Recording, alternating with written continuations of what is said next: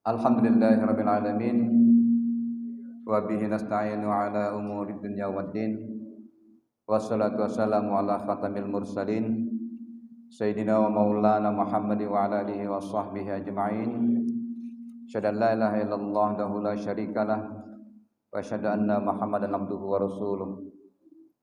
Allahumma salli wa sallim wa barik ala sayyidina Muhammad wa ala alihi wa ashabihi wa man tabi'ahum bi ihsanin ila yaumiddin. Amma ba'd. Qala Allah ta'ala fi kitabil karim, a'udzu billahi minasyaitonir rajim. Bismillahirrahmanirrahim. Wa in ta'uddu ni'matallahi la tuhsuha innal insana lazalumun kafar. Sadaqallahul azim, sadaqa Rasulullah amin. Bapak-bapak, ibu-ibu, saudara-saudara jemaah salat subuh Masjid Nur Sa'adah yang dirahmati Allah Subhanahu wa taala. Alhamdulillah pagi hari ini kita banyak ketemu lagi.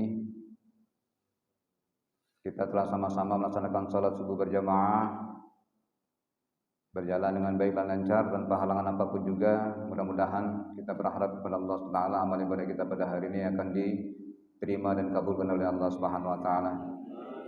Amin ya rabbal alamin. Kemudian salawat teriring salam semoga tetap tercurah kepada junjungan kita Nabi besar kita Nabi Muhammad sallallahu alaihi wasallam, juga kepada para keluarganya, para sahabatnya, termasuk kita semua para pengikut beliau yang setia hingga akhir zaman. Bapak-bapak, ibu-ibu dan saudara-saudara sekalian, kita tidak terasa sudah ditinggalkan oleh Ramadan. Jumat kemarin minggu keempat bulan Syawal. Berarti tinggal berapa lagi bulan Syawal habis 10.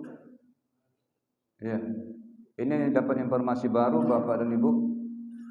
Kita kalau tidak salah nanti kalau umur kita panjang, pada tahun 2030 kakek kita ini Ramadan ini 2 kali kita mengalami. Januari, Desember. Nah, amin insyaallah. Tahun 2030. Jadi puasa kita setahun itu 2 kali kakek. InsyaAllah, tapi kalau umur panjang minta ya Allah tak panjang umur kita kalau yang dalam ini, sehingga kita bertemu dengan 2030 kakek. Kita berpuasa 1 tahun 2 kali, bulan Januari dan Desember. Amin, Allahumma amin.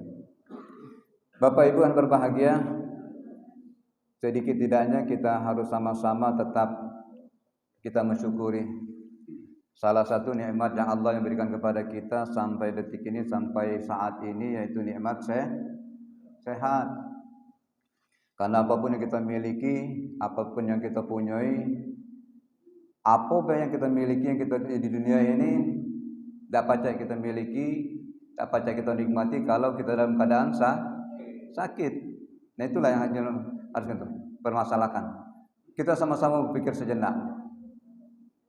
Mak mana kalau seandainya Allah SWT kurangi sedikit nikmat sehat pada kita ini. Jangan dihabiskan ya, dikurangi sedikit nikmat sehat Allah kepada kita ini. Contoh, sakit mato, kemudian sakit gigi, pegal ngilu, sakit badan lah taruhlah. Kira-kira kalau kita sudah mengalami itu, mana nilai ibadah kita? Khusyuk tak? Saya yakin pasti akan berkurang khusyukan ibadah kita. Ngapa? Oh, sambil Allah sakit. Sambil nahan sakit gigi barangkali tak. Sambil atau yang keluar belepot banyak mata, tai mata di depan di matanya. Pasti nilai ibadah solatnya akan kurang khusyuk, akan kurang tumaknina pasti. Kemudian apa lagi? Makan pasti tak lemak pasti makan. Makan pasti tak lemak. Iya, walaupun lauknya lemak, pasti tidak akan lemak kita makan. Ngapa? Badan kita sakit. Iya, apalagi kata lauk. Tak nasi putih dengan garam deh. Tapi kalau orang sehat, laju itu. Walaupun nasi putih dengan garam, laju. Yang paling pokok lagi, kalau kita tidur, mana? Badan sakit. Nyenyak ada? Tidak akan nyenyak tidur kita. Nah, itulah yang menjadi permasalahan kita kalau kita dalam badan sakit. Jadi seberapa bagus, mahal pakaian yang kita miliki, kita tidak akan pernah merasakan kebahagiaan, apalagi kita terkapar masuk rumah sakit. Apalagi kalau sudah terkapar masuk rumah sakit, uji uang itu di pucuk meja berbagai macam hidangan, berbagai macam makanan yang lezat, yang lemak, yang enak ada kalau di pucuk meja. Tapi badan kita sakit.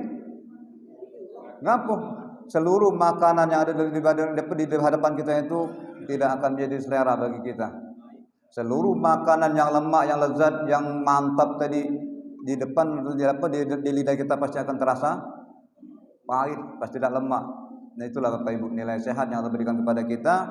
Jangan sampai kita lupakan. Kenapa? Seluruh apa yang Allah berikan kepada kita ini harus kita syukuri. Yang paling pokok Allah berikan kesehatan itu. Nah, dengan begitu pentingnya dan berharganya masalah sehat ini, kadang-kadang wong tahan mengeluarkan uang jutaan, puluhan juta, bahkan sampai ratusan juta. Untuk apa? Untuk mengembalikan kesehatannya ingin seperti semula. Terbukti dah itu. Coba lihatlah ke rumah-rumah sakit itu Bapak Ibu. Aku tempo hari ngantar adik ipar aku di bulan puasa itu dak kati ya kati kamar nak nemu itu. Terpaksa nunggu di bagian IGD dulu. 2 hari baru dapat kamar. Ngapa? Seluruh kamar yang ada di rumah sakit umum itu penuh galau. Akhirnya di beteret di IGD itu bukannya adik ipar aku, seluruh banyak berapa orang yang berada di situ menunggu. Nah kebetulan itulah rupanya kita ini harus ada koneksi, ada kawan macam itu rupanya. Kebetulan ada kawan nanya, Pak Ustaz ngapo? Ngabar ke adik akan masuk rumah sakit. Ngapo dak ngomong? Nah, ngapo? Udah tunggulah. Tak tahunya pas pagi sorenya alhamdulillah dapat kamar. Tapi beliau udah ngomong. Saya yakin pasti beliau itu yang nolong saya itu, saya yakin. Sebabnya ngomong, yang lain itu banyak belum masuk kamar. Tiba-tiba, rupanya mau jual untuk barangkali kamar-kamar yang disiapkan untuk yang pura-pura berisi tapi kosong barangkali ya. Wallahu alam. Atau ya ada yang balik pagi, lah kosong kamar, insya Allah baru pacak diisi. Wallahu alam. Tapi yang jelas Bapak Ibu itulah satu yang harus kita garis bawahi, bahwa nilai sehat ini sangat penting bagi kehidupan kita. Oleh karena itu saya katakan tadi, walaupun kita mengeluarkan uang puluhan juta, ratusan juta, kita kepengen bahwa kita ingin sehat seperti sedia kala. Oleh karena itu Rasulullah ingatkan kepada kita bahwa kita harus pandai-pandai mensyukuri nikmat sehat ini, jangan sampai kita melupakan nikmat sehat. Man asbaha minkum mu'afi fi jasadihi imma fi barsihi indahu qutu bihi fa akan nama khairat laud dunya. Kata Rasulullah, barang siapa di antara kamu yang waktu masuk pagi harinya, kemudian dalam keadaan sehat badannya, setelah itu aman ada pada keluarganya, kemudian dia memiliki makanan pokok pada pagi hari itu, seolah-olah dia Allah kumpulkan dunia itu untuknya. Oh, berarti sangat hebat sekali. Wong yang dalam keadaan sehat itu Allah seolah-olah yang berikan kekuatan, Allah kumpulkan kekuatan itu pada dirinya. Wallahu a'lam bishawab. Nah sekarang yang menjadi kesedihan kita Bapak Ibu yang berbahagia, kita ini dinjuk kesehatan, dinjuk kekuatan, tapi di antara kita ini kadang-kadang melalaikan kesehatan itu untuk apa? Untuk dua yang sering saya katakan, untuk beribadah kepada Allah, untuk beramal soleh, untuk beramal ibadah itu. Yang menjadi permasalahan kita lah dinjuk badan sehat, masjidlah sebesar ini, dah galak datang ke masjid. Iya. Padahal kalau kita ukur dari sini ke ujung sana, kalau pajak 1000 masuk jemaah di sini. Badan sehat, tapi dah galak datang ke masjid. Tapi nanti, mohon maaf, ketika usianya berakhir, baru dimasukkan uang ke masjid. Lah dah kata guna lagi. Lah habis ceritanya. Yang bagus itu ketika masih sehat inilah sering-sering datangi masjid itu. Jangan lah digotong wong baru nak masuk ke masjid. Bahasa kita itu apa sudah telat, sudah terlambat. Nah, oleh karena itu kita sama-sama memahami ketika lagi sehat inilah kita perbanyak amal ibadah kita, amal soleh kita. Jangan malas-malas kita datang ke masjid, jangan malas-malas kita datang ke musola, jangan malas-malas kita datang ke surau ataupun langgar. Yang paling pokok lagi, wong ini kadang-kadang salah pengertian Bapak Ibu. Ngapo? Baca Quran itu paling-paling galak di bulan Ramadan bae. tahan begenjot di bulan Ramadan, khatam satu bulan 30 juz. Tapi setelah itu habis, katanya lagi cerita. Yang namanya nilai ibadah Ramadan itu berkelanjutan, bukan habis Ramadan habis cerita. Makanya kita diberikan kesempatan oleh Allah Subhanahu itu 1 bulan penuh itu untuk kita tampung sebanyak-banyaknya, kita alirkan untuk 11 bulan yang akan datang. Kitanya kadang-kadang istilah itu haji mumpung itu. Iya, entou Ramadan habis-habisan, habis Ramadan lewat, kata lagi cerita. Ke masjid tidak pernah lagi, baca Quran tidak pernah lagi, apalagi nak berinfak ataupun bersedekah lah lewat sekali. Di bulan Ramadan baik. Nah, yang kita harapkan tidak seperti itu. Maka Rasulullah ingatkan kepada kita. Rasulullah ingatkan kepada kita itu ada 2 hal. Kata Rasulullah, ni'matani maubunun fihi makatsirun minan nas. Apa? As-siha wal faral. Apa kata Rasulullah? Ada 2 nikmat yang banyak sering dilupakan oleh umat manusia. Apa? Pertama, kesehatan. Yang kedua, waktu luang, kesempatan. Yang saya katakan tadi, kebetulan saya nelpon kawan tadi, dapat karena ada waktu luang tadi, diberikan kesempatan, dapat adik kamar untuk masuk kamar rumah sakit tadi. Nah, Rasulullah yang kepada kita di hadis yang singkat ini, kita harus sama-sama untuk jangan lupa kita menjaga kesehatan kita. Kenapa? Waktu sehat, kemudian waktu yang luang justru seharusnya kita manfaatkan untuk beramal ibadah, untuk beramal soleh kita kepada Allah Subhanahu wa taala. Jangan terbalik. Waktu sehat, waktu luang kita banyak bermaksiat. Sekarang ini kan banyak. Saya membuat aksi nyata kepada anak-anak di sekolah itu, yang paling banyak sekarang ini Bapak Ibu masalah perundungan. Apa perundungan sekarang ini? Bahasa asing bullying ya. Nah, bullying itu apa? Perundungan itu, ya, perundungan itu kan satu bentuk sikap atau perbuatan yang menyakiti orang lain, baik secara fisikis ataupun sosial kulturalnya, apalagi seksualnya. Untuk apa? Untuk menyakiti seseorang oleh sekelompok orang tertentu atau orang-orang tertentu secara berkelanjutan kepada orang tersebut agar orang tersebut menderita. Bisa saja orang tersebut cacat, rusak psikisnya, rusak fisiknya, mentalnya, bahkan bisa ada yang sampai meninggal dunia gara-gara perundungan, gara-gara bullying ini. Hampir rata-rata Bapak Ibu yang saya sedihkan sekarang ini, kalau ada di HP ini, kok di pondok pesantren macam ini sekarang. Aduh, kalau saling siksa itu. Saya selama di pesantren itu saya tak hati siksa menyiksa macam itu. Jam 2 malahan. Kalau modern nyiksa itu bukan nyiksa. Iya, bukan nangani di. Iya, mengayomi. Percaya saya dulu, asal terlambat, digebuk dengan sejadah di belakang ini. Ya, bukannya nyiksa itu. Mudir kan kepala kelas kita di tiap ruang itu, roy pasal itu. Nyuruh kita sholat. Kalau sekarang kan galak lain, main kayu, main ini. Apalagi kalau sudah menggunakan alat yang melengkung-lengkung macam ini, ya Allah, ngeri gitu. Pecah baru-baru tempo hari kan di talang kerikil itu betino 2 ekor yang belagu, alangkah hebatnya. Anak siapa itu? Atau wong tua nyuruh macam itu apa dengan anak-anaknya? Saya kira tidak ada seperti itu. Cuma anaknya ini gara-gara saling bullying tadi, saling rundung tadi, gara-gara masalah kecil diperbesar, akhirnya ribut. Bukan orang per orang, yang ini ngajak kawan, yang ini ngajak kawan. Bertemulah di talang kerikil itu. Nah, gitu. Belagu, betino nggak betino. Kalau kita tahu Bapak Ibu betino nih, selain dia bawa alat, yang paling pokok betino negara, yang paling pokok kalau buku itu apa? Setarian rambut pula. Kalau betino ini, malah setarian rambut, ngeri kalau rambutnya lepas, tokos kepalanya, pacak gondol. Nah, kita harapkan seperti itulah bullying ini. Kita takutkan. Di mana-mana bullying terjadi, bisa saja terjadi di sekolah. Bisa saja terjadi di rumah, adik-beradik juga kalau kepala berebut kadang-kadang, pisah apel, piring melayang, sendok terbang kadang-kadang, gara-gara berebut makanan sama adik-beradik.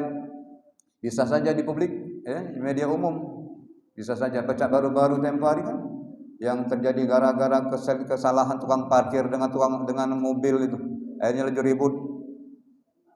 Iya, sangat-sangat banyak sekali masalah bullying itu. Kemudian bisa saja yang paling pokok lagi di dunia maya, ini Pak, bahasa yang kita gunakan di sini sangat luar biasa. Kalau seandainya kita ada hati-hati, apalagi dalam bentuk ada omongan, awas kau, kalau seminggu kau tidak bertemu, tidak minta maaf dengan aku, tunggu, habis kau.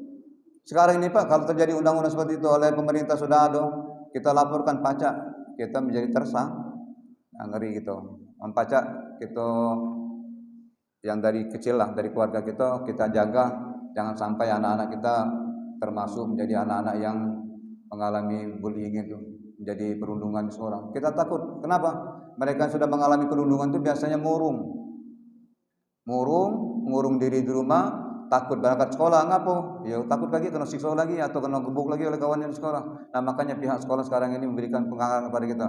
Kami dari Diknas sudah diarahkan oleh Pak Ansori untuk membuat satu peraturan di sekolah itu, ada peraturan jangan sampai terjadi perundungan di sekolah itu. Kebetulan aku diangkat, aku ditarik sebagai ketua situ. Oh berat Pak rupanya, ngurus budak-budak SD ini. Ada yang terkencing di celana, ada yang terkencing di celana kelas 1. Itu yalah namanya budak kecil kan? Iya. Ada yang kadang-kadang main seliding-selidingan, akhirnya bertangisan. Ada yang main selusuran di dalam kelas itu, asal kaki guru. Ya Allah, jika itu anak SD, tidak tahu apalagi SMP SMA barangkali, bukan lagi main seliding-selidingan, sudah main menggunakan alat itu yang lebih ngeri lagi. Apalagi antar SMK, STM dulu lah, kalau saling bertemu itu lebih parah lagi. Seperti yang saya alami tempo hari waktu di depan PTC dulu. Tidak tahu apa ring apa itu? Ring motor ya Pak. Tambah apa tuh? Rantai itu, putar-putar macam ini. Kalau masuk ke kepala, mati baca. Itulah kejadian-kejadian sering terjadi. Nah, kita harapan dari pemerintah itu supaya perundungan atau bullying itu jangan sampai terjadi terhadap anak-anak kita. Nah, oleh karena itu kita sama-sama memahami apa yang Allah berikan kepada kita, nikmat sehat ini jangan sampai kita lupakan. Sebab kalau kita mengingat segala apa yang Allah berikan kepada kita ini, ada satu kata yang harus kita pahami. Banyak-banyak kita bersyukur atas nikmat sehat yang Allah berikan kepada kita tadi. Bahkan saya katakan di awal tadi, wa in ta'udu ni'matallahi la tuhsuha. Apapun yang Allah berikan kepada kita ini sangat-sangat banyak, sangat-sangat tidak bisa kita hitung. Bahkan dikatakan dalam Al-Quran, kalau seandainya kita mau jadikan tinta air laut yang ada di belahan muka bumi Allah ini dimanapun, kita jadikan tintanya, kita tidak akan bisa menghitung nikmat Allah yang diberikan kepada kita. Fa in ta'udu ni'matallahi la tuhsuha. Sesungguhnya apa? Jika kamu mau menghitung nikmat Allah, maka kamu tidak akan bisa menentukan jumlahnya, tidak akan bisa menghitungnya. Akan tetapi kata Allah, innal insana la zalumun kafar. Banyak di antara manusia ini yang zalim, yang banyak mengingkari nikmat Allah Subhanahu wa taala. Nah, di kesempatan ini kita sama-sama memahami jangan sampai kita dengan nikmat umur, dengan nikmat kasih yang Allah berikan kepada kita ini kita sia-siakan untuk beribadah kepada Allah Subhanahu wa taala. Nah, sekarang bagaimana kehidupan kita dalam kehidupan sehari-hari? Kita ini dalam kehidupan masyarakat perlu kita saling untuk meneladani kehidupan. Makanya dalam Quran surah An-Naml itu surat ke-27 di Al-Quran ada ayat ke-18 dan 19 mengingatkan kepada kita, ada kisah bahwa ketika Nabi Sulaiman akan bersama dengan bala tentaranya akan melewati suatu tempat tertentu, rombongan jin dan manusia tadi mengadakan perjalanan jauh, bertemu dengan segerombolan semut itu. Nah, yang segerombolan semut ini melihat dari jauh, wah ini rombongan Sulaiman ini bakal lewat. Jadi istilah kita raja semut ngomong, bahasa saya tuh macam ini Pak. Kawan-kawan semuanya kamu masuk ke dalam sarang-sarang kamu supaya kamu tidak diinjak oleh Sulaiman dan rombongannya. Sedangkan mereka tidak menyadari. Itu dalam surah An-Nahl ayat 18. Ya ayuhan namal udkhulu masakinikum la yahdmankum ya haddi mahanakum Sulaiman wajuduhu wa hum la yash'urun. Jadi raja semut tadi ngomong, masuk kamu ke dalam lubang-lubang semut. Ternyata inilah salah satu kelebihan Nabi Sulaiman, diberikan ilmu kelebihan tentang Ya, binatang tadi termasuk hewan. Salah satunya beliau bisa mendengar ucapan yang diucapkan oleh Raja Semut tadi terhadap gerombolan semut tadi. Maka Sulaiman stop, nunggu dulu, jangan sampai rombongan tadi menginjak semut. Nah, hebatnya Sulaiman seperti itu, Pak, ya. Karena kemampuan beliau berbahasa binatang, bisa memahami bahasa semut. Kemudian beliau menghentikan langkahnya dengan rombongannya sambil menunggu rombongan semut itu masuk. Ya, namanya rombongan semut, Pak, berjalan tidak jauh itu, tidak kecepat itu. Berarti cukup lama beliau menunggu perjalanan semut masuk ke dalam sarang itu. Nah, kita ini memberikan ingatan kepada kita untuk kita sama-sama perhatikan bagaimana kehidupan semut itu dalam kehidupan mereka sehari-hari. Dalam surah An-Nahl ayat ke-27 yang saya katakan tadi, dikatakan dengan an-namal, berarti artinya semut. Saking hebatnya Al-Qur'an mengatakan semut ini termasuk dalam salah satu surat yang ada dalam Al-Qur'an. Nah, sekarang menjadi permasalahan kita. Ada berapa hikmah yang bisa kita ambil dari pola kehidupan semut yang bisa kita saksikan sehari-hari di hadapan kita. Yang pertama, semut itu adalah makhluk yang paling pandai bersilaturahim. Ya? Paling pandai bersilaturahim. Kenapa? Kalau kita amati dalam kehidupan nyata kita, ya, kalau saya seekor semut bertemu dengan semut yang lainnya, bertumburan dia. Apa maksudnya? Bahasa kita barangkali bersalaman, saling menganggukkan kepala itu saling bersilaturahmi. Maksudnya apa? Saling bertegur sapa. Saya ketemu ya, macam itu kan? Sacut. Nah, agak baru lagi. Yang lain belum macam itu. Tapi kita tidak baca mengertikan bahasa binatang. Kalau kita lihat secara umum saja seperti itu. Oh, ini rupanya asal bertemu saling bersalaman, saling bertegur sapa, saling senyum-senyuman. Bagus ya semut ya? Ya Allah, gitu semut lagi macam itu. Kok semut macam itu kok? Kan baca kita jawab deh. Nah, fenomena silaturahmi ini pernah juga rupanya dicek oleh salah seorang ahli di perguruan tinggi di Universitas New York, Amerika Serikat, yang bernama Theodore Christian Schnerli. Beliau ini ngambil sikok semut. Di bagian sikok semut ini masuk dari wadah makanan. Sikok semut lain dimasukkan di rombongan semut yang lain. Nah, semut tadi makan yang sudah makan tadi dikeluarkannya semut tadi. Masuklah dalam gerombolan yang semut yang sikoknya yang rame tadi. Ternyata semut ini walaupun dia makan itu tadi setelah bertemu tetap dia saling bertegur sapa dengan semut-semut yang lain. Cuma dilihat di situ, rupanya ada perbedaan sedikit. Semut yang membawa makanan tadi ternyata ada, kalau bahasa kita tuh bukan, ada bahasa kita tetap tuh bau macam itu. Menunjukkan wanginya makanan yang dimakan oleh semut tadi sehingga mereka saling bertegur sapa itu tadi. Wah, dokter dari Amerika tadi, alangkah hebat semut ini. Hidup makanan saling berbagi rupanya. Ternyata dalam dari semut itu ada sisa-sisa sedikit, itulah mereka saling bertemu itu, saling memberi dan saling menerima. Jadi kita hebatnya semut apa kita ada macam itu kan timbul pertanyaan. Ini kalau kita perhatikan, ya Allah, jika kita alangkah hebatnya semut, kehidupan semut. Kenapa? Semut tadinya saling bersilaturahim, saling bertegur sapa, saling memahami.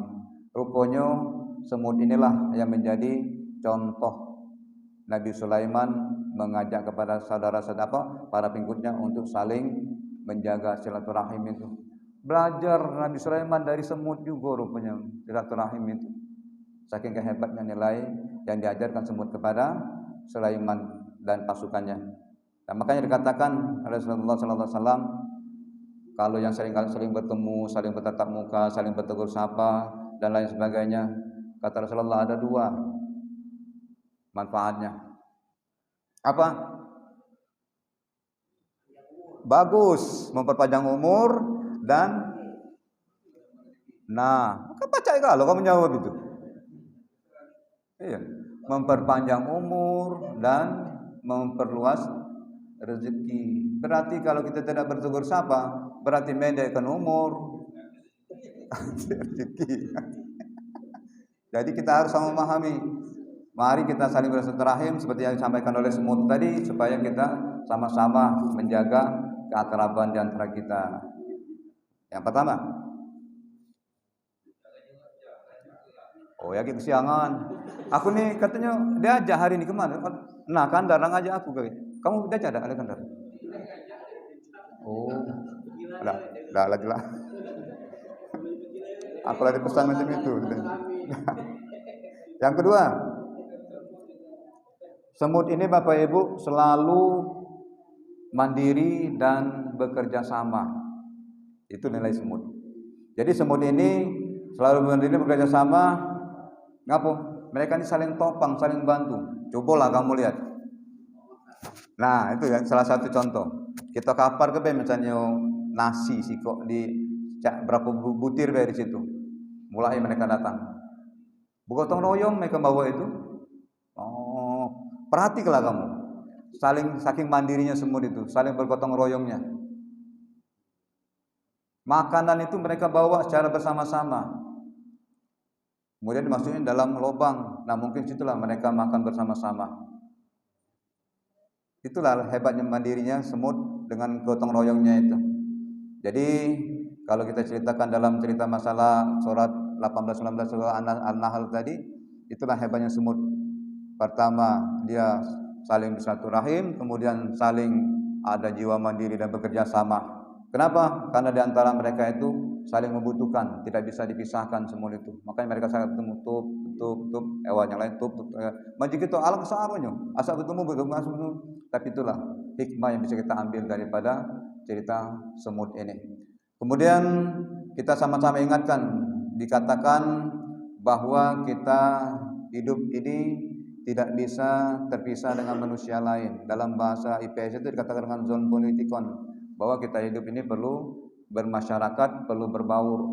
Makanya dikatakan wa ta'awanu 'alal birri wat taqwa wa la ta'awanu 'alal itsmi wal 'udwan. Maka kata Rasulullah, tolong menolonglah kamu dalam kebaikan dan janganlah kamu tolong menolong dalam perbuatan dosa dan pelanggaran.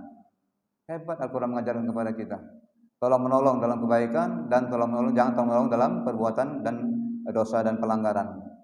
Nah, kita amati semut ini. Yang ketiganya, semut ini termasuk makhluk yang mempunyai etos kerja yang sangat tinggi. Hebat etos kerjanya. Kemudian apa? Semut ini salah satu makhluk yang tidak pantang menyerah. Cuma kita ini kadang-kadang, aku juga galak silap tuh. Ada makanan kucing kalau di mana, juga dari mana semut datang jauh padahal itu. Masuk rombongan, terpaksa kalau itulah kalau ada sadar tuh telindas saya gitu. Sebenarnya kasihan sebenarnya. Dinjuk itu makan. Apalagi semut kan sudah berombongan. Tidak mungkin makanan kucing sebanyak itu dimbeknya kalau paling berapa ikat dimbeknya. Cuma kadang-kadang kita kalau ada sadar itu. Maksudnya itulah maksudnya itu bahwa semut itu etos kerjanya sangat tinggi. Dalam perjalanan Pak, kalau kita lihat, ya namanya perjalanan semut. Kalau dari sini ke situ, manjik itu sangat luar biasa. Itulah sangat hebatnya etos kerja semut ini. Dia mempunyai etos kerja yang tinggi, kemudian tidak mengenal lelah, bekerja keras, pantang menyerah. Nah sebenarnya inilah juga harus sama-sama kita pahami dalam kehidupan kita. Dari semut ini kita bisa memahami bahwa kita ini dalam kehidupan sehari-hari tentu ada keluarga, dan mungkin keluarga itu tidak makan, kita harus menyiapkan untuk mencari nafkah itu. Kita lihat semut, kalau seandainya kita tutup jalan, di mana etos kerjanya? Pasti mundur atau mencari jalan lain atau dilompatinya. Semangat untuk hidup itu. Nah, maka seperti kita juga dalam kehidupan sehari-hari ini jangan pantang menyerah. Kita berusaha. Dikit-dikit nak ngeluh, dikit-dikit nak ngadu, dikit-dikit nak sedih. Makanya Dr. Zaidul Akbar mengatakan Bapak Ibu bahwa penyakit kita ini paling banyak dari perasaan kita. Kata beliau 80% penyakit itu dari badan kita, 20% dari makanan. Kalau seandainya kita ini galak, terlalu banyak memikirkan sesuatu yang berlebihan masuk di otak sampai ke hati, itulah kadang-kadang galak menjadi penyakit. Kadang-kadang dokter, Pak, Bapak tidak kata penyakit apa? Ini sehat. Tapi apa yang jadi masalah? Kadang-kadang itulah. Nah, pikiran, banyak ada pikiran tadi terlalu dipikirkan, masuk dalam hati, akhirnya penyakit muncul. Makanya kita harus sama-sama berjuang, jangan makan ini, tidak apa-apa mas sekali-sekali. Ya malah tiap hari pecah yang kawan di kampung. Ini pelajaran juga bagi kita. Makan jeroan sepiring besar itu, sekenyangan makan, setelah kenyang duduk santai minum kopi pula segelas besar. 2 jam setelah itu puji kawan, tidur dia nih. Asal tu. Nah, kata lagi nyawa. Itu salah satu jiwa, ini gara-gara makan jeruan. Iya, yang kalau makan jeruan kurangi Iya, apalagi usia kita sekarang ini. Nah, sama kalau gitu nih. Kita harus sama-sama menjaga kesehatan, apalagi masalah makanan. Jangan lagi terlalu banyak berpikir. Mudah-mudahan dengan tidak banyak berpikir, seluruhnya kita kembalikan dengan kalimat la haula wala quwata illa billahil aliyil azim. Insyaallah kita yakinkan setiap kesulitan insyaallah pasti ada kemudahan. Fa inna ma'al usri yusra, inna ma'al usri yusra. Kita yakinkan itu. Jangan kita jadikan beban. Kalau kita jadikan beban akhirnya menjadi penyakit dalam diri kita. Kita arahkan diri kita untuk apa? Kita sama-sama mencari rezeki yang Allah berikan kepada kita. Tentu kita garis bawahi halalan thayyiban. Halal dan rezeki yang halal dan baik. Kita tetap membangun prinsip bahwa dalam hidup kita ini ada satu kata yang harus kita tetapkan, apa? Taqwa. Kita laksanakan segala perintah Allah dan kita jauhi segala larangan-larangan Allah. Itulah kita selamat hidup. Dekati masalah lain. Yang masalah yang lain itu hanya perhiasan kehidupan kita saja. Kalau kita sudah mengabdikan diri kita kepada Allah SWT, kita serahkan sepenuhnya kepada Allah SWT, insyaallah haitsulah yahtasib, pasti ada jalan keluar. Nah, 3 inilah Bapak Ibu yang bisa saya sampaikan kepada kita semua. Semut tadi yang pertama, apa yang pertama tadi? Semut tadi mengajarkan kita untuk saling bersilaturahim. Yang kedua, semut tadi mengajak kita untuk saling bahu-membahu, saling bergotong royong. Ketiga, semut tadi mengajarkan kita untuk hidup tidak pantang menyerah, memiliki etos kerja yang tinggi. Nah, 3 hal ini yang sudah bisa kita jadikan contoh dari semut itu yang dicontohkan oleh Nabi Sulaiman dalam perjalanan yang tadi, bisa kita praktekkan dalam hidup kita sehari-hari. Termasuk saya pribadi, bagaimana caranya dan kembali kepada diri kita masing-masing. Nah, Bapak Ibu hanya berbahagia, sudah hampir 45 menit saya memberikan tausiah singkat ini. Mudah-mudahan apa yang saya sampaikan ini ada manfaatnya. Kalaupun ada manfaatnya silakan diambil, kalaupun tidak ada manfaatnya silakan dibuang saja. Mudah-mudahan apa yang saya sampaikan berkenan. Kalaupun dalam penyampaian saya kurang berkenan kepada Bapak Ibu saya mohon maaf, dan kepada Allah Subhanahu wa taala saya mohonkan ampunannya. Dan sebelum saya tutup, masih ada kesempatan kalau kita nak apa ini? Tanya jawab apa? Kalau pacak aku jawab, pada pacak sudah lewat. Iya. Nah, apa Bu Is? Waalaikumsalam warahmatullahi wabarakatuh.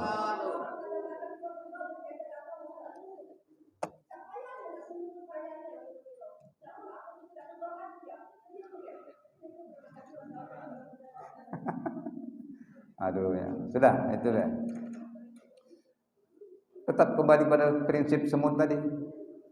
Coba kita jalin silaturahim. 1. Jalin silaturahim. Tidak ada manusia di dunia ini yang sempurna. Tidak ada manusia yang sempurna. Saya katakan tempo hari apa? Khairun nas anfahum linnas. Orang yang baik itu adalah orang yang bisa bermanfaat bagi dirinya dan bagi orang lain. Yang kedua, mari saling bertegur. Ya, prinsip semut tadi kan macam itu. Saat bertemu bertegur sapa, saling mengingatkan. Tawasaw bil haqq, tawasaw bis sabr. Saling mengingatkan dalam kesabaran dan saling mengingatkan dalam kebaikan. Yang ketiga, kita tingkatkan etos kerja kita. Hidup ini jangan pantang menyerah. Siapapun kita, tidak ada manusia dalam hidupnya tidak ada masalah. Siapapun pasti ada masalah. Sekecil apapun pasti ada masalah. Kalau kata masalah berarti dia sudah mati habis cerita. Tapi kalau kita dalam keadaan masih hidup ini paling banyak masalah. Sekarang bagaimana kita cara mengatasi masalah itu terkembali pada diri kita masing-masing. Makanya saya katakan tadi, hidup ini bukan hanya untuk makan, minum dan yang lainnya saja, tapi hidup kita ini ada dua, hablum minallah, hablum minan nas. Bagaimana hubungan vertikal kita kepada Allah Subhanahu wa taala dengan ibadah kita, dengan rukun iman dan rukun Islam kita, kemudian hablum minan nas. Bagaimana kehidupan kita dalam bermasyarakat. Kita dalam kehidupan masyarakat, kita tidak bisa menyamakan pola pikir orang dengan kita, tidak bisa dalam akan sama. Tapi yang paling baik, saya katakan tadi, orang yang paling baik itu adalah orang yang bisa bermanfaat bagi orang lain. Bukan bukan saling menjatuhkan, saling bermanfaat bagi orang lain. Bagaimana caranya? Itu terkembali kepada diri kita masing-masing. Bagaimana caranya? Kita yang bisa menentukan. Sikap kita bagaimana dengan orang? Orang pasti akan bersikap seperti itu dengan kita.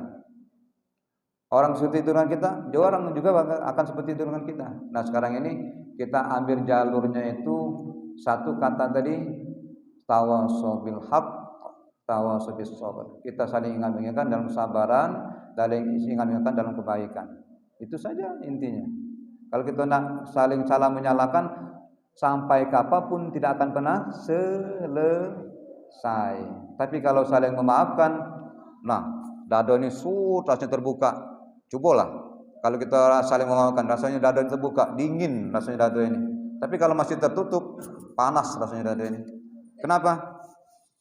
Salah satu jin yang ada dalam kita ini namanya jin khanzab itu bersarang dalam diri kita ini. Lah, malas-malas lah kau salat. Kau salat kau. Musuh-musuhan kau. Itu gaya jin khanzab itu. Iya, setuju dengan gaya macam itu. Tapi kalau jin khanzab itu kita lawan, kita saling memaafkan, membuka dada kita masing-masing. Wah, ya Allah, terasa dingin hati ini, terasa tenang hati ini. Kenapa? Kita sudah saling meminta dan memberi maaf. Ramadan kan sudah lewat. Jika kita salam-salaman sudah selesai kita. Ya, kita berpikir seperti itu ya. Jangan saling salah menyalahkan. Kita koreksi diri kita masing-masing. Kalau seandainya kita bersalah maaf, minta maaf. Kalau kita merasa bersalah memaafkan, disalahkan memaafkan, selesai sebenarnya kalau itu. Ya, Bu ya. Yang lain? Tidak ada? Kalau tidak ada, Bapak Ibu, ini saja yang dapat saya sampaikan kesempatan pagi hari ini. Mudah-mudahan berkenan, dan apabila dalam penyampaian saya kurang berkenan kepada Bapak Ibu, saya mohon maaf kepada Allah SWT sama pengampunannya. Dan sebelum saya akhiri, mari kita sama-sama bermunajat kepada Allah Subhanahu wa taala. A'udzubillahi minasyaitonir rajim. Bismillahirrahmanirrahim. Alhamdulillahirabbil alamin, wassalatu wassalamu ala asyrafil anbiya'i wal mursalin sayyidina wa maulana Muhammadin wa ala alihi wa sahbihi ajma'in. Alhamdulillahil alamin. Allahumma shalli wa sallim wa barik ala sayyidina Muhammad wa ala ali sayyidina Muhammad. Allahumma fir lana wa liwalidina warhamhum kama rabbana shighara. Rabbi shrah li sadri wa yassir li amri wahlul 'uqdatam min lisani yafqahu qawli. Rabbana hab lana min azwajina wa dhurriyyatina qurrata a'yun waj'alna lil muttaqina imama. Rabbana taqabbal du'a innaka antas samiul 'alim wa tub 'alaina innaka antat tawwabur rahim. Rabbana atina fid dunya hasanah wa fil akhirati hasanatan wa qina azabannar. Walhamdulillahirabbil alamin. Wassalamualaikum warahmatullahi wabarakatuh.